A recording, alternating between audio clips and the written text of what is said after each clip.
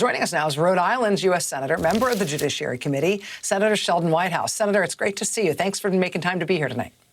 Glad to be with you. So hypocrisy is like vitamin H right now in politics, and it seems like people are trying to overdose on it. Republicans do not seem at all bothered about being called hypocrites and demonstrating hypocrisy in terms of their previous stated principles here. How does that affect how you and your colleagues are going to approach this fight? Well, I hope we think of it as a clue. Why all the hypocrisy? Why all the mendacity? Why has Mitch McConnell eliminated legislation in the Senate?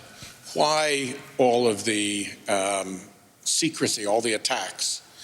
I think that it points to the operation that has been run for some time that unfortunately we as Democrats have not paid enough attention to, that is driving this behavior. The biggest donors behind the Republican Party want to control the court, and they want that more than anything else.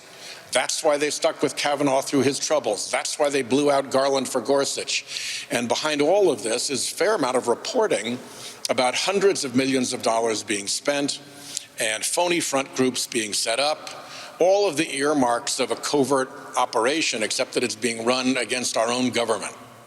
So focusing on that, I think, ought to give us some leverage and ought to help clue in the American public to what's really going on here. These aren't colleagues who are just doing this because it's their nature. They're doing it because of pressure. And we need to respond to that and out this group that is behind all this mischief. And, Senator, you've been instrumental in trying to talk about this dynamic at work, not just for the Supreme Court, but this dynamic at work for judicial nominations throughout the federal court system that explain why Mitch McConnell in particular and Republicans in general have prioritized judicial nominations, why they have done that and been willing to look away from every other thing that Trump has been able to do for them.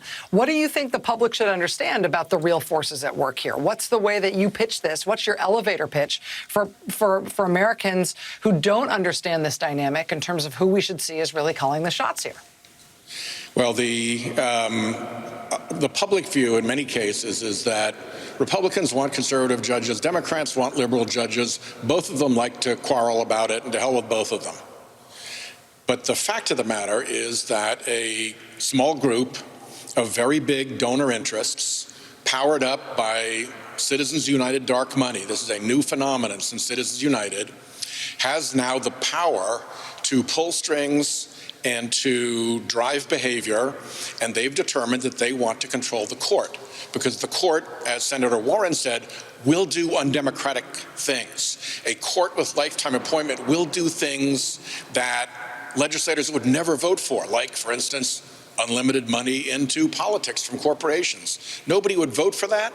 Control the court, and they deliver it. And at this point, they're up to 80 of these partisan 5-4 decisions under Roberts, and we've looked at the worst ones, but we've missed the pattern.